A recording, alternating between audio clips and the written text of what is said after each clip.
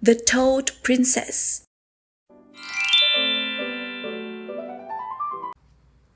Once upon a time, a couple of poor farmers had been married for a long time, but they couldn't have a baby. They were very sad. They prayed the Buddha and looked for a good doctor everywhere. Finally, the old mother was pregnant, but her child was a toad. Everyone was shocked. They thought the baby was a monster and wanted to throw it away. The mother didn't agree. She said, "Whether good or bad, it's my kid. Let me bring it up." The toad seemed to understand those words. It said, "Thank you for loving me. I will never betray you." They named the baby Cock, which means a toad. As time went by, Cock gradually grew up and worked hard to help parents. She was cheerful, so everyone loved her. That year, in a nearby village, there was a poor student. One day, he passed over a rice field and picked a pannicle of rice to nibble. Suddenly, he heard the voice of a girl from the field. "Some man is educated. Where do you conceal good lessons and common senses? How can you pick the green one? Wait for the ripe rice to make tasty one." He looked around but saw no one. He thought he misheard.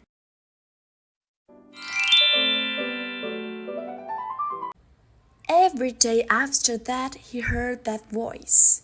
He decided to go into the field to look for the person. He was looking for a long time, but the only time he saw was a small toad.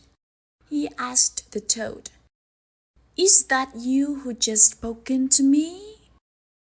"Yes, it's me. I was helping my parents grow the rice," the toad said in a soft and clear voice, which surprised the student. Since then, they became close friends, and every day he came to talk to the toad. He gradually fell in love with her. When he realized he couldn't live without the toad, he asked his parents' permission to get married to her. They thought he was obsessed by the ghost, so they had the priest organize exorcism, but he didn't change his mind. Neither the scolding nor the appeasement could be useful. His parents prepared presents and took to Cock's house to offer marriage. On wedding day, Cock jumped happily following husband to home.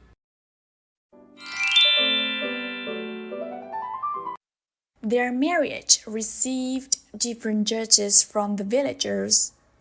Some praised the true love, while some disapproved. Mischievous students taunted the husband, but he ignored all of their cheeks. So they wanted to make him embarrassed in front of friends. At that time, the teacher's family was going to have an anniversary, and they wanted to have a cooking competition among students' wives. Those students was happy to think that the toad wife would lose because she couldn't cook anything. Cock noticed that her husband was anxious every day after school. She tried to ask him. He told her about the competition. After that, Cock said, "I am a relative of the god. I can do anything. Don't worry." On the arranged day, Cock waited until her husband went to school, then called the fairies from the sky to help her.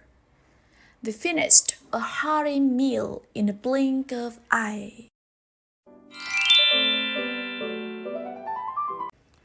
At the anniversary, students were flocking to bring trays of food to the teacher's home.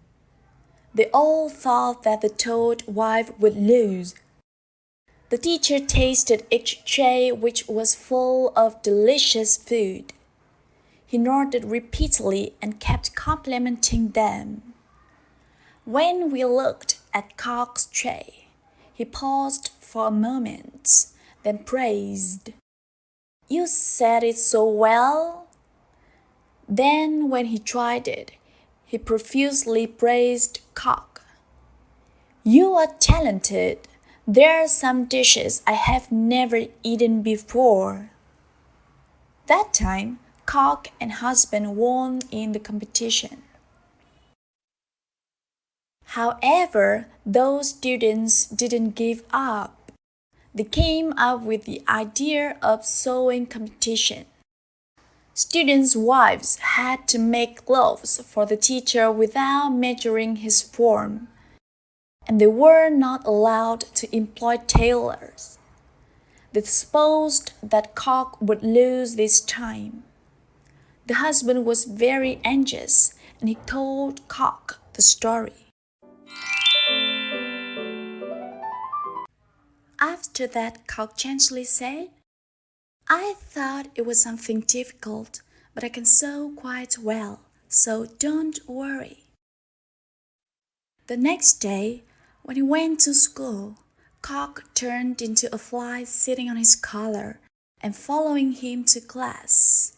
The fly landed on the shoulder, the neck, and the back of the teacher, went around him several times, and then came back home. Cock turned into a girl, went to the market and bought the best fabric to sew a shirt. A few days later, the husband came home when he saw a set of new beautiful clothes packed readily for him to bring to the teacher's home. On the day of offering, a student brought new clothes for the teacher to try on, but nothing satisfied him. Some sets had good pants but wrong shirts. Some others had good shirts but wrong pants. How could he be comfortable in such carelessly sewn clothes? It was not until the teacher wore the costume Cock sewed that he could be relieved. He kept praising. "So pretty, such a fit one. It must be a person with golden hands that can make such a pretty and perfect one." One more time, Cock and her husband won in the competition. Those mischievous students were still determined not to give up. They again discussed to find another way to provoke the couple.